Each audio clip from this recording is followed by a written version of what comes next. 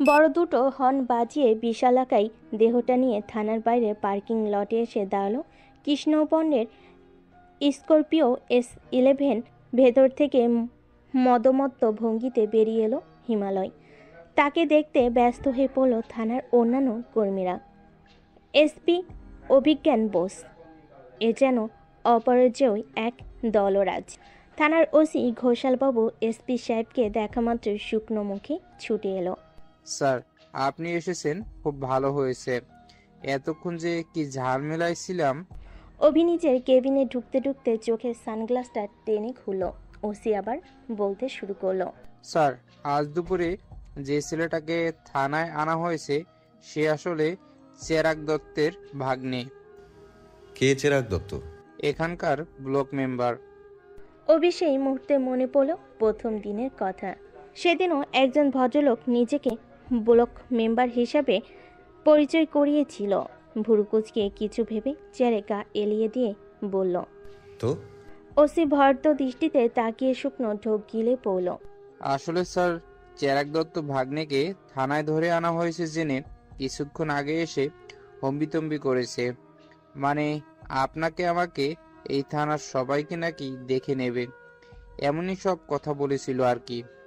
অভি টেবিলের কোনোই ঠেকিয়ে দোহাতের তর্জনী পরস্পরের সাথে ঠেকিয়ে কিছু একটা ভাবল। অতঃপর পকেট থেকে ফোনটা বাইর করে শ্রাবণীকে সেভ করা নাম্বারে ফোন লাগালো। নিজের ঘরে জানালায় হেলান দিয়ে বসে আছে শ্রাবণী। চোখ দুটো তার আলতো করে বুজে রাখা, অষ্টপুটে মৃদু হাসির রেশ। বুকটা দিম দিম করছে জোরালো স্পন্দন তুলে, অথচ মনের অন্তঃকরণ জুড়ে শীতলতা ছড়িয়ে। হিম হিম বাতাবরণে ইলশে করি বৃষ্টি ন্যায় ঝরে ঝরে পড়ছে অনুভূতিদের হিল্লোল। কপল জুড়ে ছড়িয়ে পড়া আবিররাঙ্গা লালিমা জানান দিচ্ছে যুবতী কোনাজ লাজের চাদরে ঢাকা পড়েছে। হৃদয়েশ্বরের আগে আবেগ মাখা যত্নগুলো যখনই চোখের পাতায় ভেসে উঠছে, তখনই বিড়ার আছে উষ্ণতা ছড়াচ্ছে সমগ্র কায়ের ভাজে ভাজে। শ্রাবণী আলতো করে চোখ দুটো মেলে তাকালো। নিজের হাতে শুভ্র রঙা ব্যান্ডেজগুলো দেখে মনে পড়ল সেই দিক বিদিক ভুলে মানুষটার বুকে ঝাঁপিয়ে পড়ার দৃশ্যটুকু। মনে পড়ল সেই বাহুর ভাঁজে আটকে রাখার চেষ্টা, সেই হাত দুটো ধরে মেডিকেয়ার নিয়ে যাওয়া, নিজ তৎপরতায় ডাক্তারকে দেখিয়ে ব্যান্ডেজ করে দেওয়া, সব কিছু। শ্রাবণী বালিশের উপর অবহেলায় পড়ে থাকা ওড়নাটাকে আলতো করে হাতে তুলে নাকে চেপে ধরল। সাথে সাথেই মন কেমন করা মাতাল ঘ্রাণ হুড়মুড় করে প্রবেশ করল মন মস্তিষ্কের অভ্যন্তরে। শ্রাবণী যেন লুটিয়ে পড়ল এক নাম না জানা বেসামাল অনুভূতির উত্তাল সুনামিতে। ঠিক তখনই বুকের মাঝে ঝঙ্কার তুলে মোবাইল ফোনটা বেজে উঠল। শ্রাবণী তৎক্ষণাৎ চৈতন্য পেতেই হুড়মুড় করে নিজের ভাবনার জগৎ থেকে ছিটকে বেরিয়ে এসে আশ্রে পড়ল বাস্তবের মাটিতে। সাথে সাথে ফোনটা চোখের সামনে তুলতেই হতবাক হয়ে চেয়ে রইল বিস্ময়ে। স্ক্রিন জুড়ে ভাসছে হৃদয়েশ্বরের নামটা। ওষুধে গা গোলানো গন্ধে ভরা বেসরকারি নার্সিংহোম মেডিকেয়ার। সেখানে উপস্থিত কর্তব্যরত চিকিৎসকের তত্ত্বাবধানে হাতে ব্যান্ডেজ বাঁধার কাজটা সম্পূর্ণ হতেই একদম শান্ত নদীর মতো নিশ্চুপ হয়ে নত মস্তকে বসেছিল শ্রাবণী। মনের সবটা জুড়ে চলছিল এক আকাশ সমান অস্বস্তির বিধ্বংসী ঝড়। সেই সাথে ভয়, লজ্জা আর কুণ্ঠাবোধ যেন তাকে গ্রাস করে নিচ্ছিল ক্ষণে ক্ষণে। অপমানে গ্লানি সইতে না পারা মনটা যখন যন্ত্রণায় কুকড়ে ওঠে, দু চোখ কোণ ভেজা ছিল, ঠিক তখনই শ্রাবণীর চমক ভেঙেছিল ডাক্তারি প্রশ্নে। পেশেন্টের নাম। ভাবনার মাঝে হারিয়ে যাওয়া শ্রাবণীর হঠাৎ এমন প্রশ্নের মুখোমুখি হতেই খেয়ে হারিয়ে চিবুক তুলে তাকিয়েছিল ডাক্তারের দিকে। ডাক্তার পুনরায় একই প্রশ্ন করে সে কোনো মতে কাঁপা কাঁপা গলায় নিজের নামটা বলেছিল, খুব অগোছলভাবে। তার একদম গা ঘেঁষে দাঁড়ানো গম্ভীর মানুষটা কি নির্দ্বিধায় তার মাথায় হাত রেখে বলেছিল, don't be afraid Shraboni, I am with you. তারপর কত যত্ন করে নিজে নিজের নাম্বারটা দিয়ে বলেছিল, যখনই প্রয়োজন মনে হবে নির্দ্বিধায় আমাকে কল করবে। সেই মুহূর্তেই মানুষটার এইটুকু কথাতেই যে কি পরিমাণ পুলকিত হয়েছিল মেয়েটার ব্যথায় জর্জরিত মনটা, সেই খবর শুধু মাত্র শ্রাবণী হৃদয় জানে। তাই তো আর কাল বিলম্ব না করে খুব গোপনে তার নামটা লিখেছিল হৃদয়েশ্বরের নামে। সত্যি তো, মানুষটা তো তার হৃদয়েশ্বরের বটে, যাকে তার হৃদয়ের মণিকোঠায় লুকানো অন্তঃস্থলে বিগত 4টে বছর ধরে তার সবটুকু দিয়ে পূজা করে আসছে, ঈশ্বরের প্রতিরূপ মেনে নিভৃতে সংগোপনে। তবে এই মুহূর্তে হঠাৎ চোখের সামনে ফোনের স্ক্রিন জুড়ে হৃদয়েশ্বর নামখানা জল করে জ্বলতে দেখে খানিক চমকে উঠল শ্রাবণী। মানুষটা কি সত্যিই তাকে কল করেছে, নাকি তার দৃষ্টির ভ্রম? বিশ্বাস অবিশ্বাসের দোলাচলে দুলে মেয়েটা ফোনটাকে রিসিভ করার কথা ভুলেই বসলো যেন। বিস্ময়ে স্তব্ধ হয়ে অবাক চোখে তাকিয়ে রইল স্ক্রিনের দিকে। তবে চমকের আবেশ শেষ হবার আগেই তাকে চমকি দিয়ে কলটা কেটে গেল। অমনি স্বয়ংবিদ ফিরল শ্রাবণী। সাথে সাথে আফসোসের জেরবার হয়ে বিদ্রোহ ঘোষণা করল তার মন। জি, মানুষটাকে কল করলো তার খোঁজ জানার জন্য, আর সে কিনা ভাবনার গণ্ডি পেরিয়ে যাবার আগেই আবারও বুকে ঝংকার তুলে মোবাইলটা বেজে উঠল।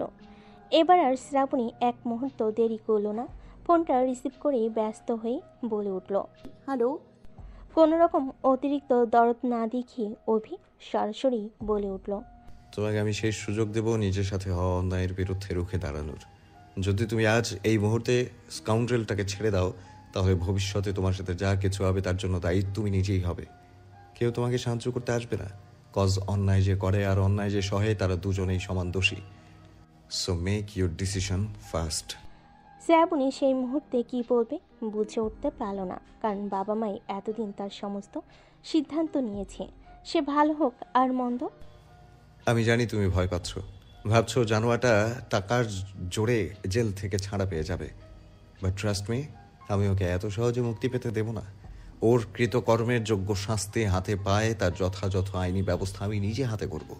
ওপাশের মানুষটার কথাগুলো শুনতেই আবারও হর্ষে পুলকিত হলো শ্রাবণী। মনের মাঝে ভাসতে থাকা সদ্য ভালোবাসার পালতোলা নৌকায় দোলাই দুলে উঠল যেন। আরেক দফা ভালো লাগার এক শিরশিরে অনুভূতি ছড়িয়ে গেল শ্রাবণীর হৃদয় জুড়ে। শ্রাবণীর মনে হলো সে বুঝি স্বপ্ন দেখছে, পরাবাস্তব জগতে হারিয়ে ভেসে বেড়াচ্ছে তার চেতন। Hello Shrabani, can you hear me? অভির কথায় চমক ভাঙল শ্রাবণীর। সহসা তার বিবেক নাড়া দিল। মানুষটা তাকে ভরসা করতে বলছে, তার পাশে দাঁড়িয়ে থাকার আশ্বাস দিচ্ছে নিজে থেকে। আজ প্রথমবার নয়, এর আগেও তাকে রক্ষা করতে নিজেকে সঁপে দিয়েছিল মানুষটা, আজও তাকে বাঁচিয়েছে। এতবার মানুষটা তার জন্য নিঃস্বার্থভাবে শুধু আত্মত্যাগ করে গেছে, তার বিনিময়ে সে কি করেছে? কিছুই না। শ্রাবণী আর ভাবল না, শুধুমাত্র এক বাক্যে শুধালো, আমাকে কি করতে হবে? ফোনের ওপাশে ঠোঁট ছড়িয়ে হাসলো অভি, বলল, বেশি কিছু নয়, শুধু তোমাকে থানায় এসে একটা এফআইআর করতে হবে। সময়টা তখন বিকেল 4টে। তুফানগঞ্জ থানার ভেতরে পরিবেশ তখন চিৎকার চেঁচামেচিতে উত্তাল হয়ে উঠেছে। বেশ কয়েকজনের উচ্চবাচ্য শোনা যাচ্ছে বাইরে থেকে। শ্রাবণী সুবোধ সরকারের সাথে গুটি গুটি পায়ে ঢুকলো থানার ভেতরে। ওর প্রবেশ মাত্রই রণচণ্ডী রূপ ধরে ছুটে এলো এক মোটাসোটা মাঝবয়সী মহিলা। চোখমুখ দেখলেই বোঝা যাচ্ছে রাগের প্রবল আক্রোশে ফুঁসছে সে। শ্রাবণী ভয়ে থরথর করে কেঁপে উঠল। মহিলা তার কাছে এগিয়ে এসে খপ করে তার হাত চেপে ধরল ব্যান্ডেজের উপর দিয়ে। শ্রাবণী মারাত্মক ব্যথা পেল মুখ দিয়ে আওয়াজ বাইর করার আগেই মহিলা খেকিয়ে উঠল, এই মেয়ে, এই তুমি আমার ছেলেটাকে এইভাবে ফাঁসাতে পারলে? তোমার মতো ধান্দাবাজ মেয়েকে আমার আগেই চেনা হয়ে গিয়েছিল, শুধু আমার বোকা ছেলেটাই সময় মতো চিনতে পারল না। শ্রাবণী ব্যথায় কুকড়ে হাত ছাড়াতে মোছামুছি শুরু করতে সুবোধ সরকার সাথে সাথে ছুটে এসে খাবল দিয়ে মেয়ের হাতটা ছাড়িয়ে নিলেন। মহিলা সুবোধ সরকারের দিকে রাক্ষসের দৃষ্টিতে তাকিয়ে ফুঁসতে ফুঁসতে বলল, ওহো, তাহলে এই ছিল আপনাদের মনে মনে? প্রথমে মেয়ের রূপ দেখিয়ে বড়লোক ছেলেদেরকে ফাঁসি ফেলবেন, বিয়ের স্বপ্ন দেখাবেন, তারপর বিয়ে ভেঙে দিয়ে তাকে পাগল বানিয়ে দেবেন, আর তারপর যখন সে একটু পাগলামি করবে তখন পুলিশ কেসে ফাঁসিয়ে মোটা অঙ্কের টাকা উসুল করবেন। বাহ বাহ, খুব ভালো ব্যবসা, দুদিনেই বড়লোক। তা বলি কি দাদা, এভাবে তো খদ্দের আসবে না, পারলে মেয়ের নামে পোস্টারের ব্যানার, ফেস্টুন এইসব লাগান। ভালো ভালো কাস্টমার আমার হাতে আছে, 2 দিনেই বড়লোক বানিয়ে দেবে। শ্রাবণী মহিলার কথা শুনে ডুকরে হাউমাউ করে কেঁদে উঠল, ও নেই মুখ ঢেকে। সুবোধ সরকার লজ্জায় স্তব্ধ হয়ে ঘৃণিত দৃষ্টিতে তাকালেন মেয়ের দিকে। বাবার সাথে দৃষ্টির মিল হতেই শ্রাবণী মাথা নিচু করে নিল কোণঠায়। অপরাধ বোধে তার এই মুহূর্তে মরে যেতে ইচ্ছে করছে, কারণ বাবা তাকে আসার আগে খুব করে বুঝিয়েছিল, কিন্তু সে একটা কথাও শোনেনি, বরং জেদ ধরে বসেছিল। অবশেষে তার জেদ পূরণ করতে সুবোধ সরকার তাকে থানায় নিয়ে এসেছে, কিন্তু এখানে এসে তাকে এমন পরিস্থিতির মুখোমুখি হতে হবে জানা ছিল না তার। এখন মনে হচ্ছে বাবার কথা শুনেই উচিত ছিল তার। এখানে না এলে হয়তো পনই ছাড়া পেয়ে যেত, কিন্তু বাবার মানসম্মান তো আর নষ্ট হতো না। ঠিক তখনই ধূপধাপ শব্দ তুলে সেখানে দাপটের সাথে ঢুকলো এসিপি অভিজ্ঞান বোস। দুহাত দু পকেটে গুজে দিয়ে দাঁড়ালো অটল ভঙ্গিতে। ওসি সাহেবের দিকে তাকিয়ে বলল, ঘোষাল বাবু, এফআইআরটা নিয়েছেন? তৎক্ষণাৎ মহিলা অভির দিকে তাকিয়ে হুঙ্কার দিয়ে বলে উঠল, এই অফিসার, কিসের এফআইআর? আমার ছেলে কিছু করেনি, সবই ধান্দাবাজ মেয়ে আর ওর বাবার মায়ের চক্রান্ত। বড়লোকের ছেলেকে ফাঁসিয়ে টাকা উসুলের ধান্দা। মহিলার এত এত বাজে কথা শুনে দাঁতে দাঁত চেপে ধরল অভি, আর চোখে দেখল কিছুটা দূরে অন্যায় মুখ ঢেকে নীরবে অশ্রু নিপাত করতে থাকা মেয়েটাকে। একটু নজর তুলতে চোখ গেল লজ্জায় অধপতন হয়ে দাঁড়িয়ে থাকা এক অসহায় পিতার দিকে, যে খানিক আগে এই পরিণতির কথা চিন্তা করে এগোতে অস্বীকার হয়েছিল। অভি সেই মুহূর্তে কেমন করে যেন বুকটা মোচড় দিয়ে উঠল। মনে হলো এই মেয়েটার বদনামের জন্য শুধুমাত্র সেই দায়ী। কেসটাকে হয়তো অন্যভাবে হ্যান্ডেল করা যেত, কিন্তু এই মুহূর্তে মেয়েটা দোষী না হয়েও সম্পূর্ণ দোষের ভাগিদার হলো। থানায় তখন পনয়ের বাড়ির প্রায় সকালে ভিড় জমিয়েছে। চেরাগ দত্ত, তার ছেলে প্রতাপ দত্ত, বোন ভগ্নিপতি আর দলের আরও কিছু নেতাকোতা নিয়ে দাঁড়িয়ে আছে ওসির টেবিলের সামনের অংশ জুড়ে।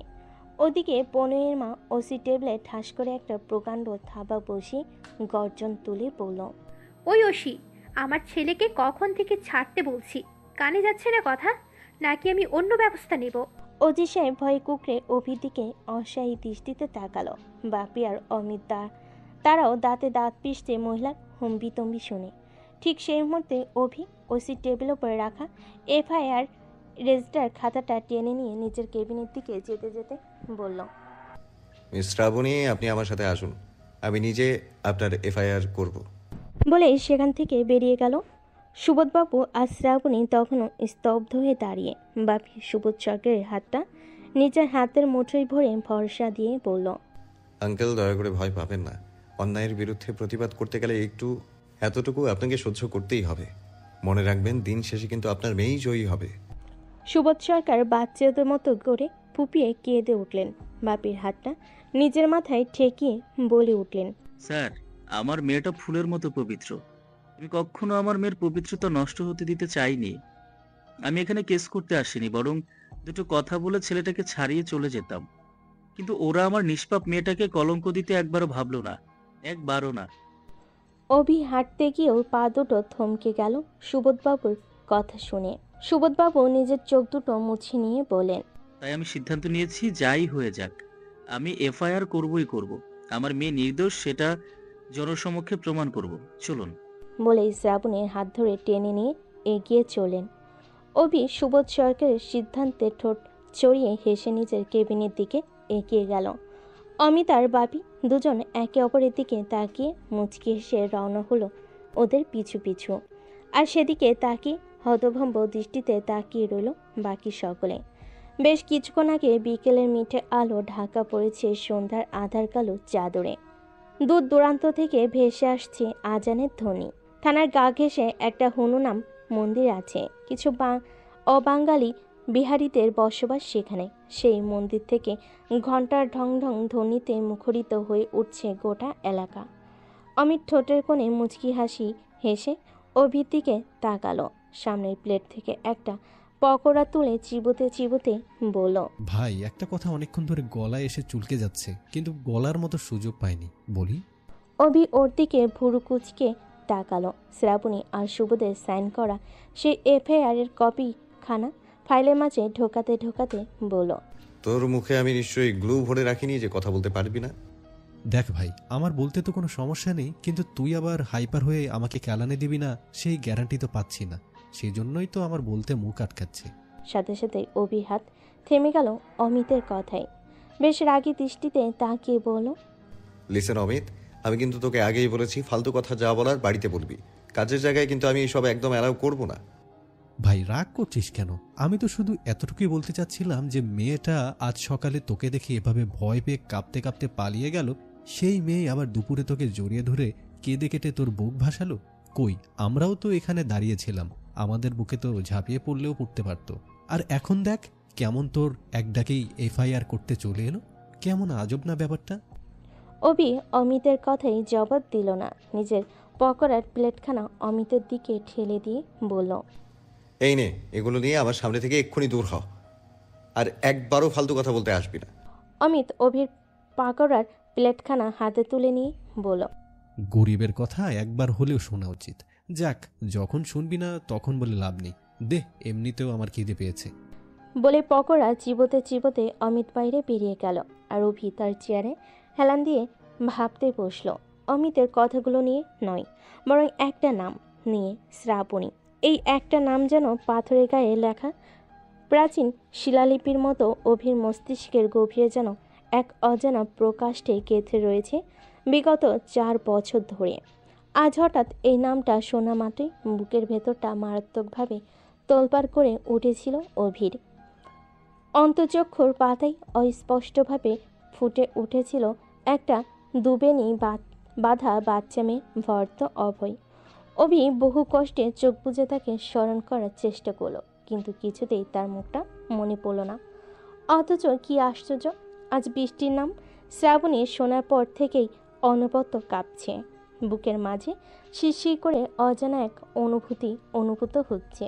অভি চোখের উপর হাত ভাঁজ করে কিছুক্ষণ চুপ করে হেলান দিয়ে বসে থেকে কিছু একটা চিন্তা করলো। অতঃপর টেবিলের উপরে রাখা ফোনটা তুলে কল লাগালো এক পরিচিত নম্বরে।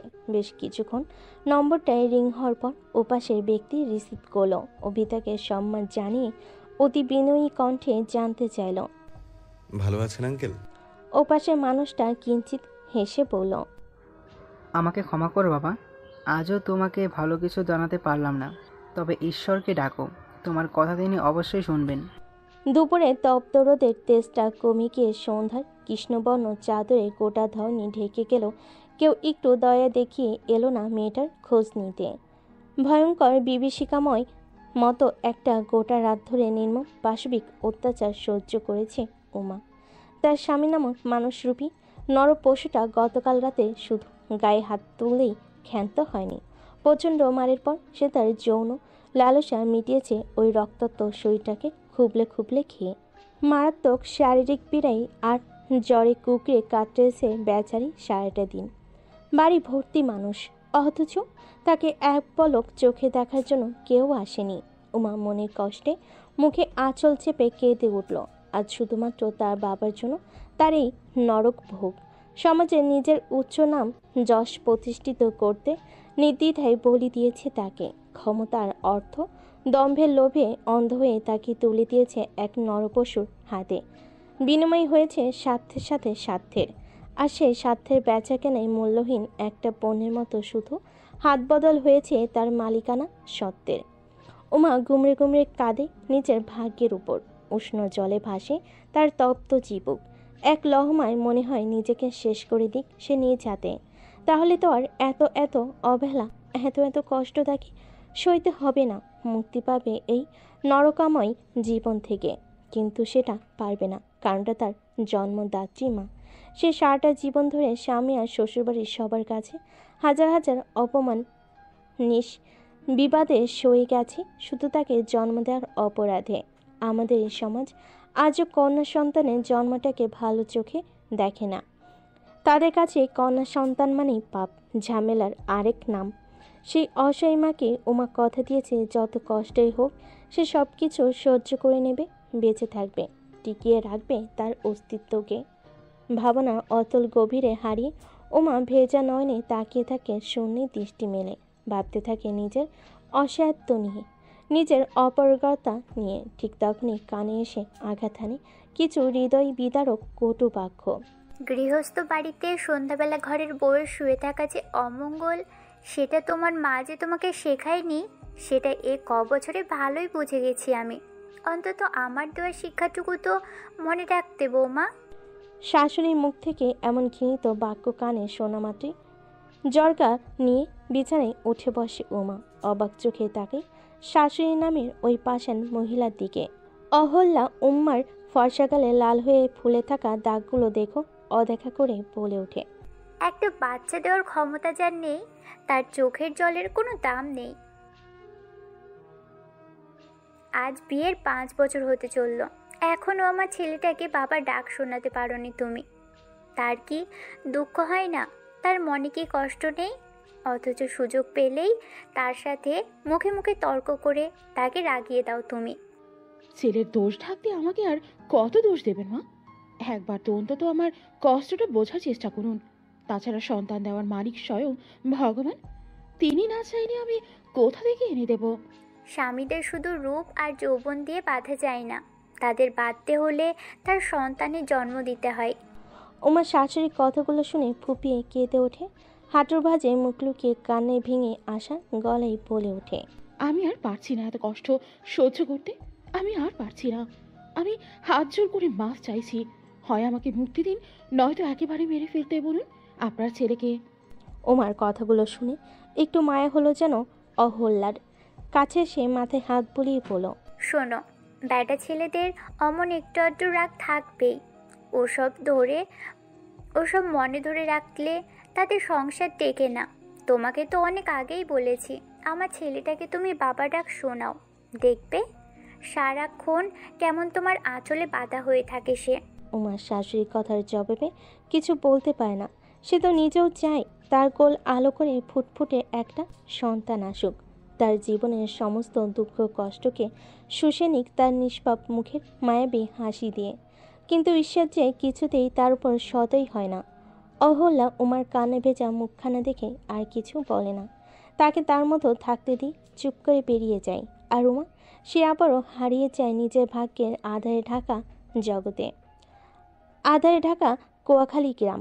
রাতের প্রহরে পা রাখতেই গোটা ধরনী ডুবেছে মিশ্র কালো আধারের মাঝে।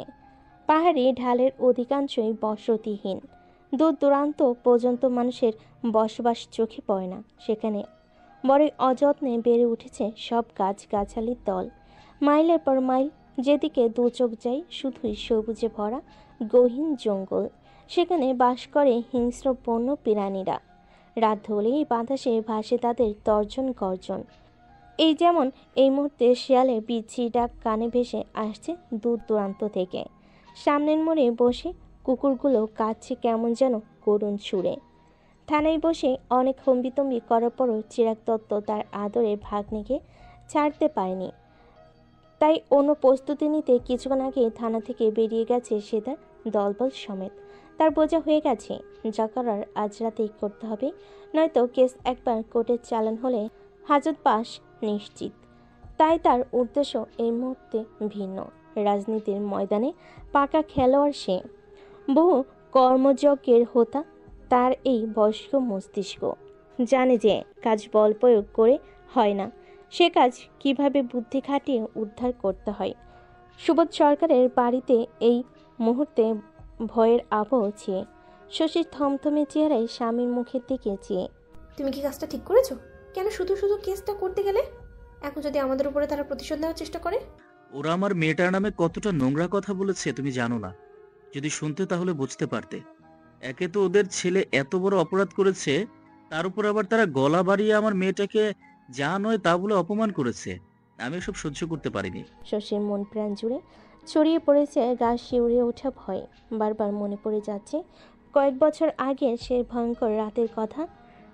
রসিকের মেয়ে শান্তার সাথে যা হয়েছিল তা মনে পড়তেই ভয়ে আতঙ্কে শিউরে উঠছে শশীর মন। ঠিক তখনই বাড়ির বাইরে বেশ কতগুলো বাইকের শব্দ শোনা গেল। সাথে সাথে ভয়ে স্বামীর হাত খামচে ধরল শশী। এটারই ভয় সে এতক্ষণ ধরে পাচ্ছিল। সুবোধ সরকার নিজেও বেশ চমকে উঠল গাড়ির শব্দ শুনে। তড়িঘড়ি করে উঠে বাইরে আসতে দেখতে পেল চিরাগ দত্ত তার সাঙ্গপাঙ্গ নিয়ে দাঁড়িয়ে আছে উঠোনে। সুবোধকে দেখা মাত্রই এগিয়ে এলো সামনে, হাত জোর করে কপালে ঠেকিয়ে বলে উঠল, রাম রাম সুবোধদা, রাম রাম বৌদি। শশী আর সুবোধ দুজনে কিছুক্ষণ থমকে রইল চিরাগ দত্তের অভিবাদন শুনে। চিরাগ দত্ত ঘরে ঢুকে বারান্দায় একটা চেয়ারে বসতে বসতে শশীর উদ্দেশ্যে বলল, এক কাপ চা হবে বৌদি, দুপুর থেকে এখনো কিছু পেটে পড়েনি, থানায় দৌড়াদৌড়ি করতে করতে। তা মামনি কোথায়, একটু ডাকুন তাকে, দুটো কথা বলি তার সাথে। শশী চিরাগ দত্তের কথা শুনে স্বামীর দিকে তাকাতেই সুবোধ ঈশায় সম্মতি জানায়। শশী ভেতরে গিয়ে শ্রাবণীকে নিয়ে বেরিয়ে আসে। শ্রাবণী চিরাগ দত্তের দিকে তাকিয়ে ভয়ে থরথর করে কাঁপে, মুখ শুকিয়ে পাণ্ডবর্ণ ধারণ করে মুহূর্তে। চিরাগ দত্ত পরিবার শুদ্ধ, সকলের মুখের আদলে ভয়ের প্রতীকিত দেখে নিঃশব্দে হাসে। তার যে এবার কাজ হাসিলে সুবিধা হবে বুঝতে সময় লাগে না। হাত বাড়িয়ে শ্রাবণীকে কাছে ডাকে, পাশের চেয়ার দেখিয়ে মিটের কথাই বলে ওঠে, মামনি তুমি আমার কাছে বসো। শ্রাবণী বসে না, সে বাবার গা ঘেঁষে দাঁড়ায়। চিরাগ তা দেখেও হাসে। আচ্ছা আমার কাছে আসতে হবে না, তুমি এখানেই বাবার কাছেই দাঁড়াও। তো কথা শুরুর আগে আমি তোমার কাছে হাত জোর করে মাপ চাইছি। আজ আমাদের সবারই মাথা গরম ছিল, তাই ওসব আজেবাজে কথা মুখ থেকে বেরিয়ে গেছে। তা মামনি তুমি একটু খুলে বলতে পারবে আজ ঠিক কি কি হয়েছিল তোমার আর প্রণয়ের মাঝে? শ্রাবণী শুকনো ঢোক গিলে বাবার দিকে তাকায়। সুবোধ সরকার ঈশায় সম্মতি দিতে সে একটু একটু করে পুরো ঘটনাটা বলে। চিরাগ দত্ত বাগ্নের কৃত্যকর্মের জন্য পুনরায় মাপ চায়, তারপর বলে, এ তো অনেক বড় একটা অন্যায়, প্রণয়ের অবশ্যই শাস্তি পাওয়া উচিত। তবে তোমার বাবা মায়ের ও যে এবার হাজতবাস হবে মামনি। শ্রাবণী ফ্যাল ফ্যাল করে তাকায়। ছোট্ট মস্তিষ্কে বিস্ফোরণ ঘটায় বাবা মায়ের হাজতবাস হবে শুনে। সুবোধ আর শশীও স্তব্ধ হয়ে চেয়ে রয়। চিরাগ দত্ত তিনজনের শুকনো মুখবই লক্ষ্য করে মনে মনে আবারও হাসে। সিরিয়াস ভঙ্গিতে বলে, কারণ আমরা তোমার বাবা মায়ের নামে চিটিংবাজি, প্রতারণা আর মানহানির মামলা দিতে চলেছি কাল সকালে। চিরাগ দত্তের কথা শুনে জল ঝুলে পড়ার জোগাড় শ্রাবণী। ওদিকে সুবোধ আর শশী দুজনেই ভয়ে জমে অসাড় হয়ে যাওয়ার উপক্রম। চিরাগ সবার মুখের আদলগুলো আরো আরেকবার দেখে নেয়, তারপর আবার বলে, তোমার বাবা মা তোমার মতামত না নিয়ে প্রণয়ের সাথে বিয়ে ঠিক করেছিল, তাতে প্রণয়ের কোনো হাত ছিল না। তবে বিয়ে ঠিক হবার পর একটা তুচ্ছ কারণ দেখিয়ে তারা বিয়ে ভেঙে দেয়। যদি আমার ভাগ্নের কোনো দোষ থাকতো তাহলে আমি মেনে নিতাম, তবে এক্ষেত্রেও সে নির্দোষ। তাই আমার ভাগ্নের অনুভূতি নিয়ে খেলা করার অপরাধে আর আমার বোনের পরিবারের মান সম্মান নষ্ট করার অপরাধে তাদের যথেষ্ট শাস্তি প্রাপ্য। তার সবটুকু কার্যকরী পাইয়ে দেবার ব্যবস্থা করেছি আমি। শ্রাবণী পরিস্থিতির ভয়াবহতা বুঝে থরথর করে কেঁপে ওঠে। সুবোধ শশীও ভয়ে আড়ষ্ট হয়ে যায়। আসলেই তো, তারা তো এত কিছু কখনো ভেবেই দেখেনি। চিরাগ দত্ত গোটা পরিবারের মুখে ভয়ের ছায়া দেখে রহস্য হাসে, এরপর উঠে দাঁড়ায়। প্রতারণার দায়ে 1 বছর আর মানহানির দায়ে 50,000 টাকা জরিমানা হবে সম্ভবত। টাকা গুছিয়ে রেখো সুবোধদা, আসি, রাম রাম। বলে পা বাড়াতে নেই, সাথে সাথে শ্রাবণী ছুটে এসে তার পা জড়িয়ে ধরে হামা করে ডুকরে কাঁদতে কাঁদতে বলে ওঠে, কাকাবাবু এমনটা করবেন না দয়া করে। আমি এক্ষুনি থানায় গিয়ে কেস তুলে নিচ্ছি। আমি কথা দিচ্ছি প্রণয়ের কোনো শাস্তি হবে না। চিরাগ দত্ত ঠোঁট পাকিয়ে হাসে। এটাই তো তার তুরুফে তাসের শেষ চাল ছিল।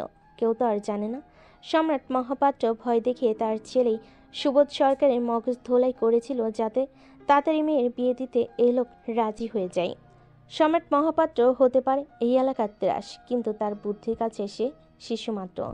তবু নিজে দম্ভ বজায় রাখতে সে বলল, না না মামনি, আমি তোমার সাথে অন্যায় হতে দিতে পারি না। তোমার সাথে সে যা করেছে তা নিঃসন্দেহ নিন্দনীয়। তার শাস্তি অবশ্যই প্রাপ্য। আমি চাই না তুমি কেসটাকে তুলে নাও। না না কাকাবাবু, আমি বুঝতে পেরেছি প্রণয় কেন আমার সাথে রাস্তায় অমনটা করেছিল। এখানে যেমন আমার বাবা মায়ের কোনো দোষ নেই, তারা পরিস্থিতির শিকার, ঠিক তেমনই প্রণয়েরও কোনো দোষ নেই, সেও পরিস্থিতির শিকার। যা কিছু দোষ সব আমার। আমাকে ক্ষমা করে দিন।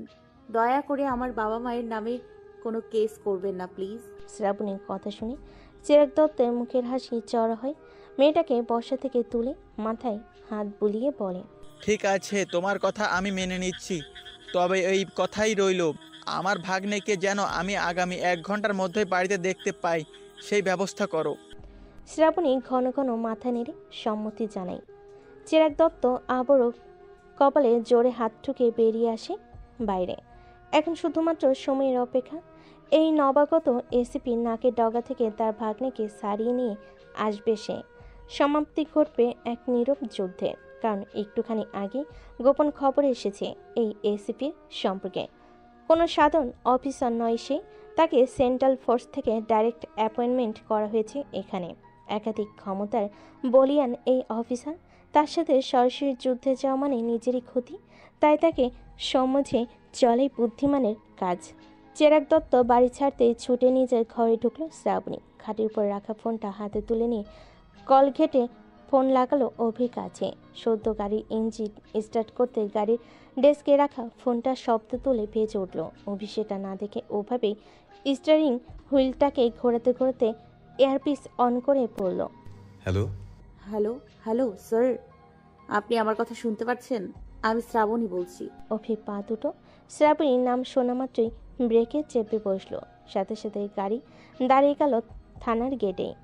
এয়ারপিসটা ভালো করে কানের সাথে চেপে ধরে বলল, হ্যাঁ বলো শ্রাবণী।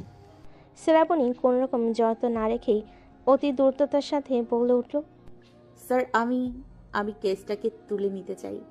অভি শ্রাবণীর কথায় ভীষণ অবাক হলো না বোধ হয়, কারণ সে কিছুক্ষণ আগে খবর পেয়েছিল চিরাগ দত্ত তার লোকজন নিয়ে সুবোধ সরকারের বাড়িতে গেছে। তাই স্বাভাবিকভাবেই বলল, যা বলছো ভেবে বলছো তো? হ্যাঁ স্যার, আমি ভেবেই বলছি। ওকে দেন, এই মুহূর্তে কি থানায় আসতে পারবে? আমি চেষ্টা করছি স্যার। বলে ফোন রেখে দিল। অভির পাশে বাপি বসেছিল, সেও সব কিছু শুনে বলল, আই থিঙ্ক ফার্স্ট ডে হিসেবে আজকের টাস্কগুলো এনাফ ছিল। আমাদের এখনও অনেকটা পথ পাড়ি দেওয়া বাকি, তাই আমার মনে হয় এরপর থেকে প্রতিটি পদক্ষেপে খুবই সাবধানে পা ফেলতে হবে। অভি সরু চোখে তাকায় অন্ধকার পথের দিকে। তার এখানে আসার মূল লক্ষ্য চোখের সামনে জ্বলজ্বল করছে। এক্ষুনি মাথা গরম করলে চলবে না, ধৈর্য ধরে সামনে এগুতে হবে। তারপর সুযোগ বুঝে থাবা বসাতে হবে শিকারের ঘাড়ে। রাত কেটে গিয়ে নতুন সকালের সূচনা হতে আজ সমাদদার বাড়িতে হইচই পড়ে গেছে। আর একটু পরে মৃদুল, অনিন্দিতা আর অন্তরাকে নিয়ে রওনা দেবে কলকাতার উদ্দেশ্যে। গতকাল রাতেই মৃদুলের ড্রাইভার তার পার্সোনাল গাড়ি নিয়ে হাজির হয়েছে সমাদদার বাড়িতে। সকালের জলখাবার সেরে বসার ঘরে ঢুকতেই মৃদুল একটা কার্ড ব্যাগ থেকে বের করে নীলিমার হাতে তুলে দিয়ে বলল, আন্টি, এটা মা কাল পাঠিয়েছে। নীলিমা অবাক হয়ে তাকালো কার্ডটার দিকে। বসার ঘরে উপস্থিত সকলের নজরও কার্ডের দিকে। মৃদুল হাতের মুঠো ফোনে কাউকে কলে তুলে নীলিমার দিকে এগিয়ে দিয়ে বলল, আন্টি, মা আপনার সাথে কথা বলতে চাই। নীলিমা মনে মনে একটু বিব্রত হয়ে ফোনটা হাতে নিতেই মৃদুল সেটা স্পিকার দিয়ে দিল। বসা ঘরে সকলেই শুনতে পেল মৃদুলের মায়ের গলা। হ্যালো দিদিভাই, কেমন আছেন? আমি মৃদুলের মা বলছি। নীলিমার ওপাশে মানুষটার সুন্দর কণ্ঠের অভিবাদন শুনে মনের মাঝে চাপা বিব্রত ভাবটা যেন এক লহমায় অদৃশ্য হলো। নিজেও সুন্দর করে গুছিয়ে বলল, এই তো দিদিভাই, যেমন ঈশ্বর রেখেছেন। তা আপনারা সবাই কেমন আছেন? আমাদেরও ওই চলছে কোনো রকম ঈশ্বরের কৃপায়। তা বাকি 2 দিদিভাই কোথায়? তাদেরকে ডাকুন, একটু আলাপ করে প্রাণ জোড়ায়। পূর্ণিমার সুলতা পাশেই দাঁড়িয়েছিল। পূর্ণিমা তো মৃদুলের মায়ের সাথে কথা বলার সুযোগ পেয়ে একেবারে খুশিতে গদগদ হয়ে উঠল। চোখে মুখে একরাশ আনন্দ নিয়ে বলল, নমস্কার দিদিভাই, আমি পূর্ণিমা বলছি, এবাড়ির মেজ বউ, মানে ভোম্বলের মেজো মা। পাশ থেকে সুলতাও সম্মান বিনিময় করল। দুপক্ষের কিছু আনুষাঙ্গিক কথাবার্তা শেষ হতেই মোহনা দাবি করলেন, আপনাদের খুব তাড়াতাড়ি একবার কলকাতায় আসতে হচ্ছে দিদিভাইরা। সকালের মুখে বিস্ময় ভরা থাকলেও পূর্ণিমা খুব খুশি হলো শুনে।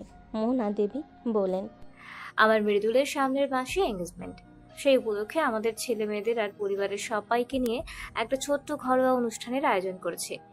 কালই হাতে ইনভিটেশন কার্ডগুলো পেলাম, তাই আর দেরি না করে ড্রাইভারের হাতে পাঠিয়ে দিয়েছি, যাতে করে মৃদুল আপনাদের হাতে সময় মতো দিতে পারে। এত দূর থেকে এভাবে নিমন্ত্রণ পাঠাচ্ছি বলে ক্ষমা করবেন। আপনাদের সকলকে কিন্তু সেদিন অতি অবশ্যই উপস্থিত থাকতে হবে। মৃদুলের এঙ্গেজমেন্টের খবরটা সবার জন্য আনন্দের হলো মুখ পুলক পূর্ণিমার। অমিত সেটা দেখে আড়ালে মুখ লুকিয়ে হাসলো। নীলিমা অতি আগ্রহের সাথে শুভেচ্ছা জানিয়ে বলল, ও মা, তাই নাকি? তা বৌমা কি কলকাতার মেয়ে? হ্যাঁ, কলকাতারই মেয়ে, আবার বলতে পারেন আমার ঘরের মেয়ে। বাবা, খুব ভালো। আমার তো এক্ষুনি নতুন বউকে দেখতে ইচ্ছে করছে। ওমা, সে কি, এতগুলো দিন তো সে আপনার বাড়িতেই রয়েছে, আপনি তাকে এখনো দেখেননি? নীলিমা, সুলতা, পূর্ণিমা একে অপরের দিকে বিস্ময় নিয়ে তাকালো। ওদিকে ফাল্গুনির মুখে রহস্যের হাসি, কারণ গতকাল রাতে সে অনিন্দিতা আর মৃদুলের প্রেমের খবর শুনেছে। সে এক হাতে অনিন্দিতাকে জড়িয়ে ধরে বলল, বড় মা, এই হলো আমাদের নতুন বউ, হবু মিসেস মৃদুল। পূর্ণিমার অনিন্দিতাকে দেখে যে এত রাগ হলো যে বলার বাইরে। তবু এ সময় নিজেকে সামলে কোনো মতে বাকি কথার জবাবে হুহা করে দিয়ে ইতি টানল। এবার এলো বিদায়ের পালা। ফাল্গুনি, পৌশালী, পিয়ালি, চৈতি সবাই বাড়ির উঠানে দাঁড়িয়ে ওদের ব্যাগগুলো গাড়িতে তুলতে দেখছিল। নীলিমার, সুলতা, অনিন্দিতা আর অন্তরাকে খুব আদর দিল বুকে জড়িয়ে। পূর্ণিমা ও কোনো রকম একটু কথা বলে মুখ কালো করে দাঁড়িয়ে রইল কিছুটা দূরে। ঠিক তখনই ব্যস্ত পেয়ে ছুটে এলো শ্রাবণী, হাতে একটা বড় বাঁশের বোনা ঝুড়ি। তার মধ্যে রয়েছে একটা সদ্য ফোটা মাধবীলতা আর লাল টুকটুকে রঙ্গন ফুল। ঝুড়িটা অনিন্দিতার হাতে তুলে দিয়ে একটা মিষ্টি হাসি হেসে বলল, এটা তোমার জন্য অনিন্দিতা দি। তুমি না কাল সকালে বলেছিলে তোমার মাধবীলতা আর রঙন ফুল পছন্দ, তাই আমি নিজের হাতে এগুলো তুলে নিয়ে এলাম। তুমি যখনই সময় পাবে আমাদের এখানে চলে আসবে, কেমন? অনিন্দিতা ফুলগুলো দেখে আনন্দে আত্মহারা হয়ে শ্রাবণীকে বুকে জড়িয়ে ধরল। মিষ্টি হেসে বলল, তুমি খুব ভালো মেয়ে বৃষ্টি। আমি সারা জীবন এই টিপটার কথা মনে রাখবো। এই যে মিষ্টি মেয়ে, সারা জীবন কিন্তু এভাবে হাসি খুশি থেকো। আর হ্যাঁ, ভুলেও আর কখনো সুইসাইড করার কথা মাথায় আনবে না, কেমন? শ্রাবণী লাজুক হেসে মাথা নাড়ল। ওর মুখে সেই মিষ্টি হাসি। চুপ করে দাঁড়িয়ে দেখল তিনজোড়া চোখ। সেই তিনজোড়া চোখের দৃষ্টিতে কারোর চোখে মুগ্ধতা, কারোর চোখে স্নেহ, আর কারোর চোখে প্রশ্ন চিহ্ন। বাপ্পা, খুব ভালো। সবাই দিকে গিফট দিচ্ছে, বলি আমি কি ভ্যানিশ হয়ে গেছি? হেসে অন্তরাকে জড়িয়ে ধরল। মিষ্টি হেসে বলল, will be my friend forever please. Antara ক্যাবলার মতো চেয়ে রইল শ্রাবণীর দিকে। শ্রাবণী তখন আবারও বলল, এটা আমার তরফ থেকে তোমার জন্য গিফট, আমার সারা জীবনের বন্ধুত্ব। এমন ইউনিক একটা গিফট যে কেউ কাউকে দিতে পারে অন্তরা ভাবতে পারেনি। তাই খুশি হয়ে ঘন ঘন মাথা নেড়ে সম্মতি জানিয়ে দুহাতে জড়িয়ে ধরল শ্রাবণীকে। মৃদুল চোখের চশমাটা নাকের ডাগা থেকে উপরে তুলে নিয়ে ওদের সামনে এসে দাঁড়ালো। খানিক কেসে ওদের দৃষ্টি আকর্ষণ করে বলল, আমার গিফট? মানে সবাই গিফট পাচ্ছে তাই ভাবলাম আমার জন্য গিফট এনেছো হয়তো। শ্রাবণী মৃদুলের কথায় খানিক থতমত খেলো। আসলে ওর জন্য কিছুই আনা হয়নি। সত্য বলতে কখনো কোনো ছেলেকে উপহার দেয়নি সে, আর কখনো কারো কাছ থেকে নিয়েছে। ওর বিব্রত হওয়া মুখের দিকে তাকিয়ে অমিত খুব হাসল। তো মিস শ্রাবণী, দিন দিন গিফট দিন, দেখি যদি বেশি হয় তাহলে আমিও একটু ভাগ করে নেব আর কি। আফটার অল সুন্দরী মেয়েদের কাছ থেকে গিফট পাওয়াটা খুবই ভাগ্যের ব্যাপার। এই যেমন বিপদে পড়লে হুটহাট বুকে এসে ঝাঁপিয়ে পড়া, তাই না অভি? শ্রাবণী সেই মুহূর্তে এত লজ্জা পেল, কিন্তু তবুও সেটা কাউকে বুঝতে দিল না। তবে অমিতের ঠোঁটের ফাঁকে ঝুলে থাকা হাসিটাও শ্রাবণীর সহ্য হলো না। কিছু একটা ভাবতে ভাবতে নজর গেল হাতের কবজি জুড়ে বাঁধা সাদা ব্যান্ডেজের উপর। সাথে সাথেই উপস্থিত বুদ্ধি খেলে গেল মস্তিষ্কে। শ্রাবণী আর এক মুহূর্ত দেরি না করে হাতের ব্যান্ডেজ খুলে মৃদুলের হাতের কবজিতে বাঁধতে বাঁধতে বলল, সরি দাদা ভাই, আমার কাছে আজ রাখি নেই, তবে এটা আপনার হাতে বেঁধে আজ আপনাকে নিজের দাদার মর্যাদা দিলাম, আর উপহারে একটা ছোট্ট বোন দিলাম, চলবে তো? মৃদুল সহ সকলে শ্রাবণী উপস্থিত বুদ্ধির খুব তারিফ করল। মৃদুল হেসে শ্রাবণীর মাথায় স্নেহের হাত রেখে বলল, চলবে মানে দৌড়াবে। আমার ছোটবেলা থেকে একটা বোনের খুব শখ ছিল, আজ তা পূর্ণ হলো। খুব ভালো থেকো বোন। তারপর অমিতের দিকে তাকিয়ে ওর হাতটা এগিয়ে দিয়ে বলল, শ্রাবণীর হাতেও একটা বাঁধো তো, ওর গিফটের খুব শখ। অমিত একটানে নিজের হাতটা ছাড়িনি, ছুটে দূরে সরে গিয়ে দাঁড়ালো। অসম্ভব, লাগবে না আমার গিফট। আমি আবার বাবা মায়ের একমাত্র সন্তান হয়ে খুব খুশি আছি, আর আমার বাবা মাও আমাকে পেয়ে খুশি। তাই আমার এক্সট্রা ভাই বোনের আর তাদের এক্সট্রা সন্তানের একদমই দরকার নেই। অমিতের কথায় সেখানে দাঁড়ানো সবাই খুব হাসলো। অতপর কিছুক্ষণ পর বিদায় জানিয়ে রওনা হলো কলকাতার পথে। ডোঙর নামটা শুনে আমি প্রথম দিন ভেবেছিলাম এখানে হয়তো আদিবাসীরা থাকে, কিন্তু গত কয়েকদিনের ইন্সপেকশনে আমি রীতিমতো চমকে গেছি। It's a bullshit eyewash, cause ওখানে হিউজ পরিমাণ চরস স্টোর করার কাজ করা হয়। বিশাল কলরবে চকচকে স্করপিওর প্রধান আসনে অধিষ্ঠিত সম্রাট এসিপি ও বিজ্ঞান বসের কথা শুনে রীতিমতো চমক লাগলো অমিতের। অভি বলল, তোকে যা করতে বলা হয়েছিল করেছিস? Yes boss. বলে অমিত গা এলিয়ে দিল ছিটে। তার পরবর্তী 20 মিনিট ধরে বাপি নিজের ল্যাপটপে ঝড়ের গতিতে কোডিংয়ের কাজ শেষ করে বলল, গাইস ইটস ডান। অভি হাতের আইপ্যাডখানা ওপেন করতেই ডোঙ্গার সহ তার আশেপাশে আরও কয়েকটা এলাকার ফুটেজ, মোট আরও 12খানা সিসিটিভি ক্যামেরায় ভেসে উঠল। অভি সেখানে খুঁটিয়ে খুঁটিয়ে দেখতে দেখতে বাপির উদ্দেশ্যে বলল, আজকের পর থেকে তোর কাজ হলো নজর রাখা, সূক্ষ্মাতি সূক্ষ্ম ব্যাপারেও যেন হেলাফেলা না করা হয়, বিকজ আই ওয়ান্ট ইনফরমেশন। যত দ্রুত সম্ভব শিকারকে থর কবজা করতে হবে। বলে দাঁতে দাঁত পিষে ধরল এসিপি ও বিজ্ঞান বোস। ওর মন মস্তিষ্ক জুড়ে দাউ দাউ করে জ্বলছে প্রতিশোধের বহিঃশিক্ষা। জীবের ডগায় বয়ে চলছে কষাতে এক স্বাদ। তার নিষ্প্রভ নয়ন জোড়ায় ভয়ঙ্কর নিস্তব্ধতা। এই নিস্তব্ধতার অর্থ আদতে যে কি হতে পারে তা কেবল সময়ের অপেক্ষা। সকাল থেকে রেখার হাতের কাজ বেড়ে একাকার। কিছুক্ষণ আগে দুজন অফিসার এসে পুরো দোতলা দেখে গেছে। তারা যেন চাচ্ছিল ঠিক তেমনটা পেয়ে গেছে বলে একেবারে 3 মাসের ভাড়া অগ্রিম দিয়ে কনফার্ম করে গেছে। আজ দুপুরের পর তাদের আসার কথা। রেখার কাজ বেড়েছে মূলত এখানেই। একেই তারা এত বড় মাপের মানুষ, তাতে আবার দুপুরে শিফট করছেন। তাদের কি না খাইয়ে রাখা যায়? বেশ কয়েক পদের তো রান্না করতে হবে। তাই তো রেখা বর্ষার একটা লিস্ট ধরিয়ে সজলকে তুফানগঞ্জের বড় বাজারে পাঠিয়েছে বাজার করতে। কিন্তু 12টা বাজতে চলো, অথচ ছেলের আসার খবর নেই দেখে চিন্তায় মাথা খারাপ হয়ে যাচ্ছে। ওদিকে আবার 12:30টায় সূর্যের স্কুল বাস ঢুকবে, তাকেও যেতে হবে আনতে। রেখা উদ্ভ্রান্তের মতো সজলকে কল লাগাতে লাগলেন। বেশ কয়েকবার রিং হয়ে শেষে তার রিসিভ হলো। সেলে ফোন তুলতেই রেখা খেকিয়ে উঠলেন, আজকে তোদের দুপুরের খাবার রাতে খাওয়ার ইচ্ছে হয়েছে? বাড়িতে যে 3টে মানুষ আসবে, তাদের জন্য খাবারের ব্যবস্থা করতে হবে, সেসব খেয়াল আছে নাকি? আমি গেটে দাঁড়িয়ে আছি, দরজা খোলো। রেখার সাথে সাথেই ফোন কেটে দিলেন। অতঃপর বক বক করতে করতে দরজা খুলে সজলের হাত থেকে বাজারে ব্যাগখানা নিয়ে আবারও বক বক করতে করতে এগিয়ে গেলেন রান্নাঘরের দিকে। ব্যাগের বাজার ঢালতে তার মাথায় হাত। ছেলে 3 রকমের মাংস নিয়ে এসেছে, খাসি, মুরগি আর বন মোরগের, সাথে আবার পাহাড়ি তালাও, বড় বড় সোনালি মহাশল। এক একটার ওজনই প্রায় 3 কেজির উপরে হবে। রেখা এই মুহূর্তে কি করবেন বুঝে উঠতে পারলে না। শাকসবজি গোছাবেন নাকি মাছ মাংসগুলো গুছিয়ে রাখবেন? ওদিকে বেলা হয়ে যাচ্ছে, দুপুরের খাবারগুলোর বানানো হয়নি। ঠিক তখনই বাইকের চাবি আঙ্গুলের ডগায় ঘোরাতে ঘোরাতে সজল এলো সেখানে। মাকে বসে থাকতে দেখে বলল, মা, আমি ভাইকে আনতে গেলাম।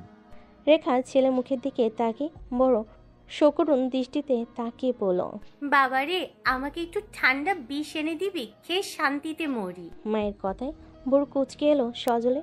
তড়িঘড়ি মায়ের কাছে এসে বলল, হায় হায়, কেন মা? হঠাৎ এত জিনিস থাকতে বিষ খেতে ইচ্ছে হলো কেন? রেখা সজলের পিঠে দরম করে একটা কিল বসিয়ে দিয়ে চিৎকার করে বলে উঠলেন, তুই বাজার করেছিস ভালো কথা, এত বড় বড় মাছ কেটে আনিসনি কেন হতচ্ছাড়া? সজল পিঠ ডলতে ডলতে মায়ের কাছ থেকে সরে গিয়ে দাঁড়ালো। উফ মা, তোমার হাত এত শক্ত কেন বলো তো? বাবারে, পিঠখানা বেঁকে গেছে মনে হয়।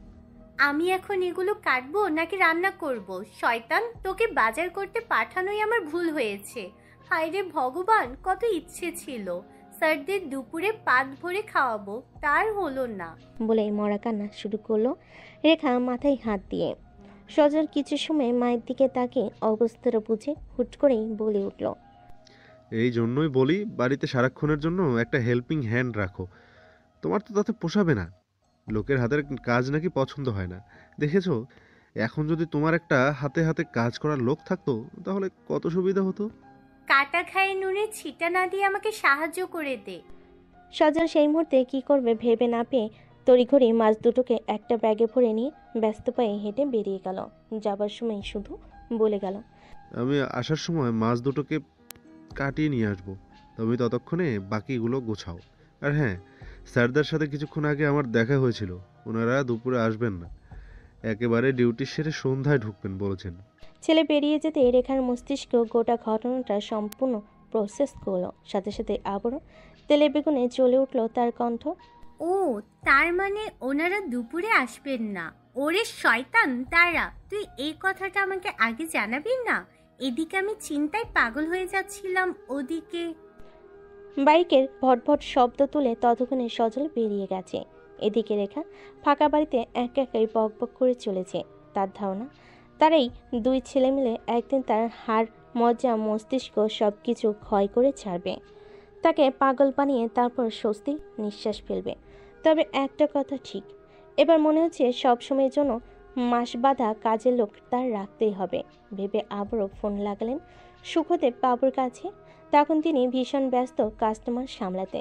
তবু স্ত্রীর ফোন পেয়ে সেটা রিসিভ করতে ওপাশ থেকে ভেসে এলো সইও প্রাণপ্রিয় ঝাঁঝালো কণ্ঠস্বর। তবে যা শোনা গেল তা তার মাথায় 2 ফুট উপর দিয়ে গেল। এই যে শুনছো, এই বয়সে বউহারা হতে না চাইলে কালকের মধ্যেই একটা পার্মানেন্ট কাজের লোক জোগাড় করবে বলে দিলাম। হঠাৎ করে ধেয়ে আসা তাণ্ডবের কবলে পড়ে যেমন সুসজ্জিত উদ্যানে লণ্ডভণ্ড হয়ে যায়, ঠিক তেমনই এক লহমায় লণ্ডভণ্ড অবস্থা হয়েছে আজ সুবোধ সরকারের পারিবারিক সুখ শান্তির। গতকাল রাতে গিয়ে কেস তুলে নেওয়ার পর থেকেই এক অদ্ভুত ভয়ের আবহ তৈরি হয়েছে সুবোধ আর শশীর মন মস্তিষ্কে। মন বলছে এই শান্ত পরিবেশ মোটো সুখকর নয়, খুব তাড়াতাড়ি একটা বড়সড় ঝড় আসতে চলেছে এবং সেটা তার মেয়ের উপরেই হয়তো আসতে পড়বে। শশী ভর্ত দৃষ্টিতে স্বামীর দিকে তাকালো। সুবোধ স্ত্রীর প্রিয়তম্বর চেহারাখানা দেখে তাকে সাহস দেবার উদ্দেশ্যে বলে উঠল, আরে বাবা, এত ভয় পাচ্ছ কেন তুমি? কিচ্ছু হবে না।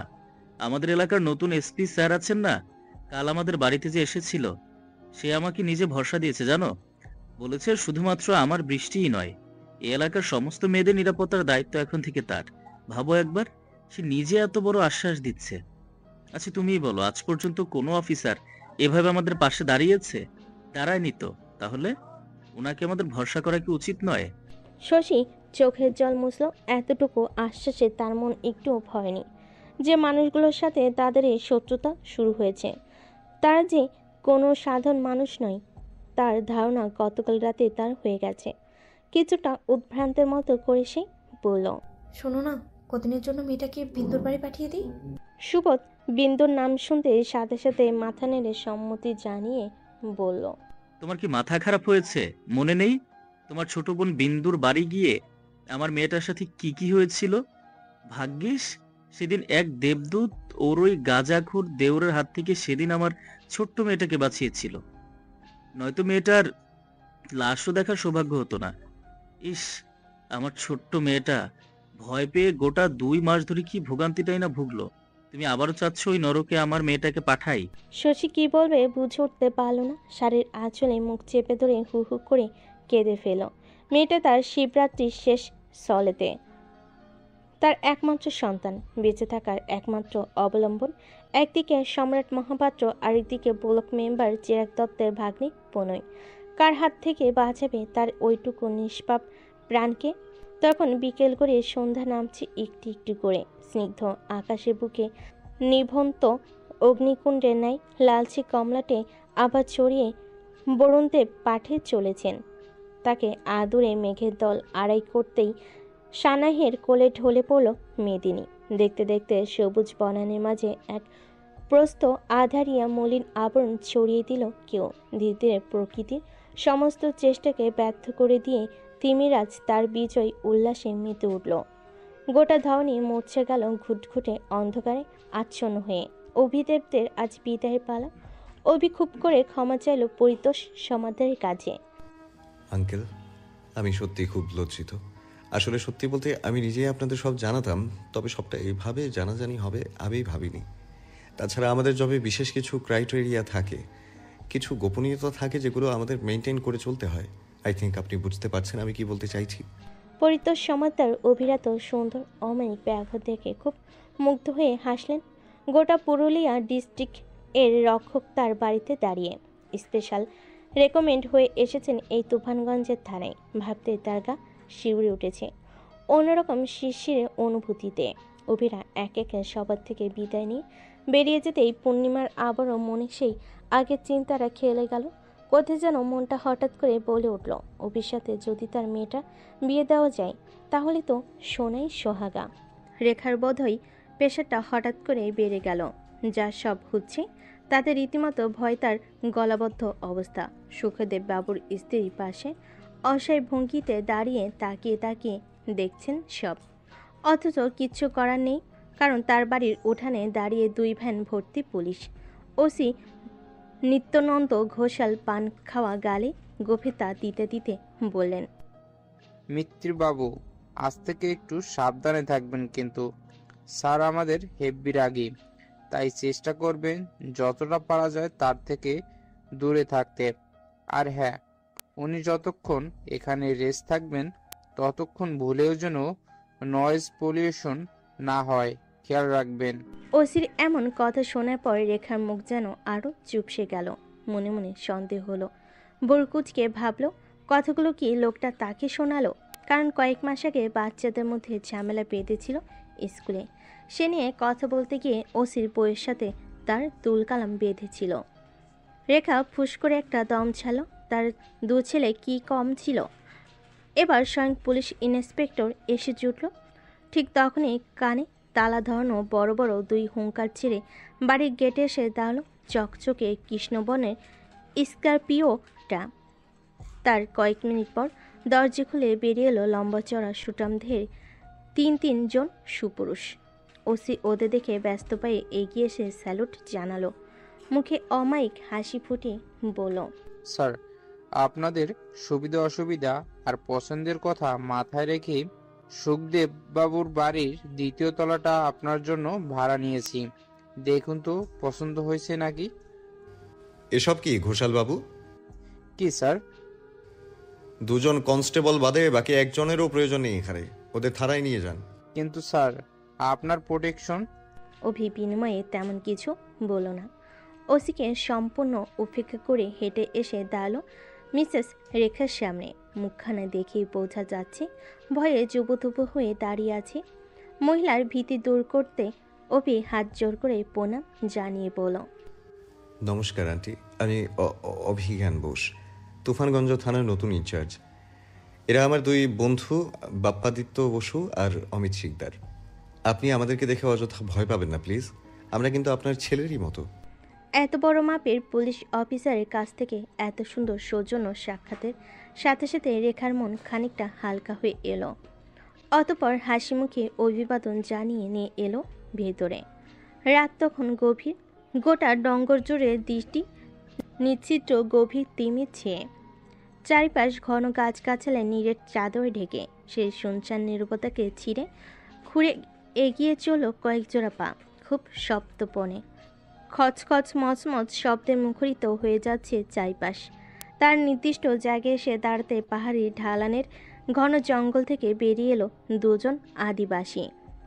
একে অপরের সাথে সাঁওতালি ভাষায় কিছু একটা বলতে তাদের দন্ত আস্ফালন করে বেরিয়ে এলো নিষ্ঠুর হাসি। অতপর এগিয়ে চলো সামনের আঁধারে ঢাকা গভীর জঙ্গলের আড়ালে। সিসিটিভি ক্যামেরার নাইট ভিশন লেন্সে ধারণ করা সেই পরিষ্কার পরিচ্ছন্ন দৃশ্যটুকু মজার সাথে উপভোগ হলো 3 জোড়া চোখ কফির কাপে চুমুক দিতে দিতে। ক্যামেরা ঠিকঠাক কাজ করছে তাহলে? কোন জিনিয়াসের হাতের কাজ দেখতে হবে না? Oh, I am so proud of me বলে হাত দুটো দুপাশে মেলে ধরল অমিত। বাপি অমিতের ভাব দেখে ঠোঁট এলিয়ে হাসল। আজ রাতে ছিপ ফেললে বেশ কটা মাছ ধরা পড়তো। অভি হাতের আইপ্যাডের স্ক্রিনে ভাসমান দৃশ্যটুকু গভীর মনোযোগ দিয়ে অবলোকন করতে করতে বলল, আমি চুনোপুটি ধরার জন্য আসিনি, আমার শিকার রাঘব বোয়াল। ওটাকে যতক্ষণ পর্যন্ত ধরতে না পারছি। বলেই দাঁতে দাঁত চেপে কিছুক্ষণ চুপ করে থেকে আবার বলল, আজ রাতের মধ্যেই বাকি জায়গায় সিসিটিভি ক্যামেরাগুলো সেট হওয়া যায়, হাতে খুব সময় কম। অভির মুখের কঠোর অভিব্যক্তি দেখে বদলে গেল অমিতের মুখ অবয়। চোখে মুখে ফুটে উঠল অদ্ভুত এক হিংস্রতা। কাঁধে হাত রেখে বলল, জানি নরকের কীটগুলোকে যতক্ষণ পর্যন্ত না আসল নরকের দর্শন করাতে পারছি ততক্ষণ পর্যন্ত হাল ছাড়ছি না। চিন্তা করিস না, আজ রাতেই কাজ হয়ে যাবে।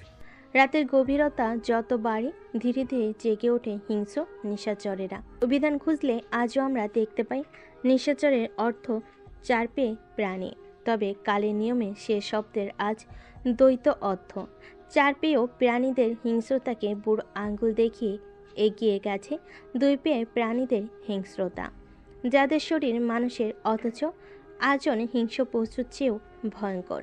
বিশাল রাজকীয়তায় মোড়ানো কক্ষের ভেতর প্রবল অস্থিরতায় প্রবাহমান মদিরার হিল্লোল।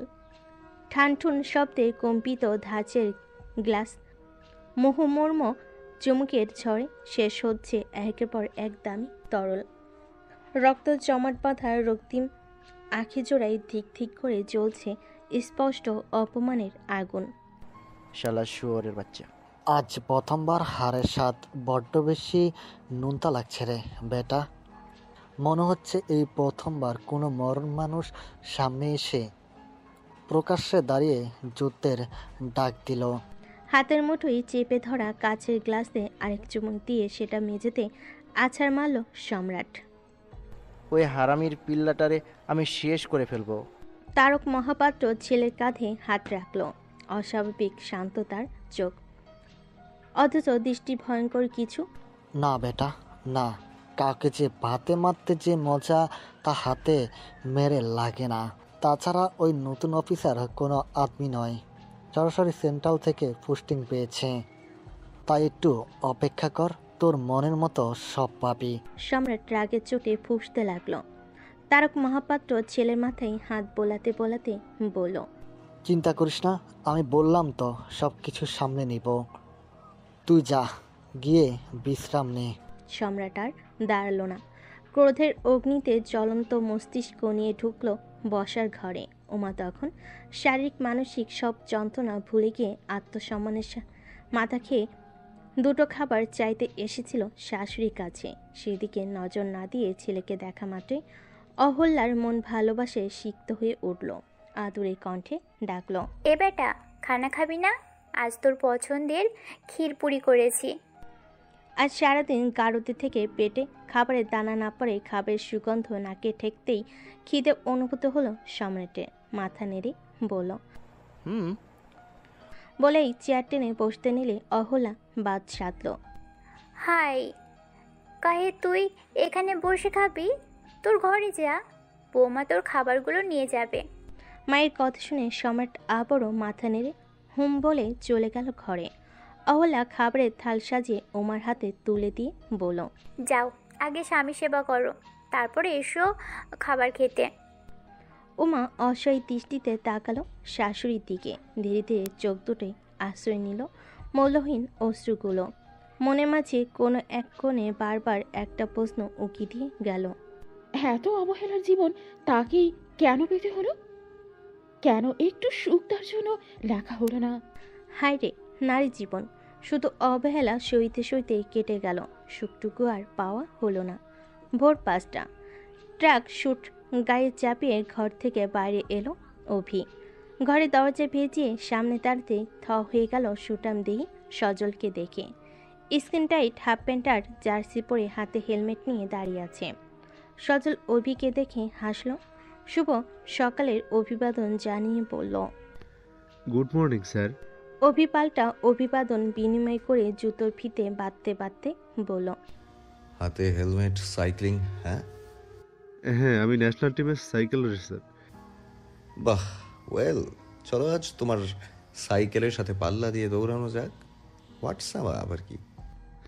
Why not, I am really glad to be with you. Abhi সজলে কাজ চাপড়ে বেরিয়ে এলো বাইরে। পুরুলিয়ার লাল মাটির রাস্তাটা এই ভোরবেলায় যেন এক অনন্য সুন্দর দেখাচ্ছে। কি সুন্দর ঝিরিঝিরি হিমেল হাওয়া, তার সাথে ভেসে আসছে মৃদুমন্দ পলাশের ঘ্রাণ। সজলের সাইকেল ছুটছে সেই লাল ধুলোয় চাদরে মোড়া রাস্তার উপর দিয়ে, আর তার পিছনে চিতাবাঘের মতো ক্ষিপ্ত গতিতে ছুটে আসছে সেই অপরাজেয় কিংবদন্তি এসিপি অভিজ্ঞান বোস। লালমাটির রাস্তাটা যেখানে শেষ হয়ে পাহাড়ের ঢাল শুরু, ঠিক সেখানেই প্রায় 40 মিনিট পর এসে থামল সজলের সাইকেলখানা। তার ঠিক মিনিট খানেক পর ঘামে ভিজে একাকার হয়ে হাঁপাতে হাঁপাতে এসে দাঁড়ালো অভি। শ্যামলা মুখখানা তার প্রচণ্ড অভিজ্ঞতায় লালচে হয়ে গেছে, ঘাড়ের রগগুলো ফুলে জেগে উঠেছে অদ্ভুত রকমভাবে। দেখতে ভয়ঙ্কর দেখাচ্ছে। সজল নিজেও হাঁপাচ্ছিল। আজ বহুদিন পর সাইকেল চালিয়ে খুব মজা পেয়েছে সে। অভির দিকে তাকিয়ে পাহাড়ের চূড়ায় ইশারা করে বলল, স্যার, ওখানে পাহাড়ি মায়ের মন্দির আছে, খুব জাগ্রত, যাবেন? অভি হাঁটুতে ভর দিয়ে হাঁপাচ্ছিল। ডান হাতে তর্জন দিয়ে কপাল ঘষে বাম ঘামটুকু ঝেড়ে ফেলে মাথা তুলে তাকালো। দেখলো ওই উঁচু টিলার উপরে একটা ছোট্ট মন্দির দেখা যাচ্ছে। হাত ঘড়িতে নজর বুলিয়ে দেখলো সবে সকাল 6টা বাজে। ওকে, যাওয়া যায়। তাহলে চলুন বলে সাইকেলখানা সেখানে রেখে আস্তে আস্তে ঢাল বেয়ে উঠতে শুরু করলো দুজনে। মিনিট 20 মতো পাথুরে সিঁড়ি ভেঙে উপরে উঠতেই অভির চোখ জোড়া জুড়িয়ে গেল একেবারে। উপর থেকে যতটা ছোট মনে হয়েছিল মন্দিরটা আদতেও ততটা ছোট নয়, বেশ বড়। তবে মন্দিরে দেওয়াল আর তার চারপাশের ভগ্নপ্রায় অবস্থা দেখে আন্দাজ করে নিল মন্দিরটা নিশ্চয়ই প্রাচীন যুগের। হলো তাই।